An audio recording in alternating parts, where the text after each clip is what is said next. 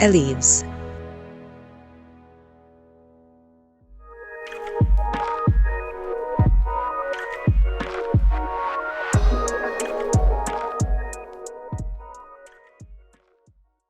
A role of a customer success manager, actually, if I was to break it down, right, very quickly. So essentially, they start as we know, as soon as a sales kind of gets a customer for them. So essentially, they first of all start to understand the customer persona. They do plan for a kickoff. They plan for a training material. They plan for the onboarding, which is what is called its onboarding. But typically, it's about a quarter or two, depending on how the product is.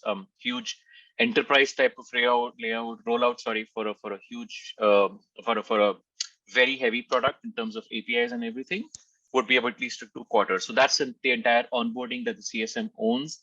Then they plan trainings, they set up bi-weekly connects, monthly connects, QBRs, with senior leadership. So all of that is pretty much under the purview of CSMs again. So one huge part is onboarding. After the onboarding is done, they of course have to keep an eye out on usage and adoption, and we have to work with the customer to ensure that all bottlenecks are removed. So essentially, get them over the line, right?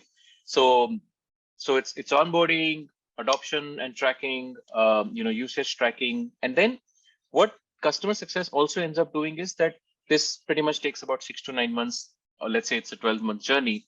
So a customer success obviously again kind of builds up the customer to such a huge level in terms of relationship that the retention probably is also something that they end up achieving, right? So it's all about getting them off the block, onboarding, adoption, usage, and getting them to a stage where they're so happy that they of course end up renewing for more number of years.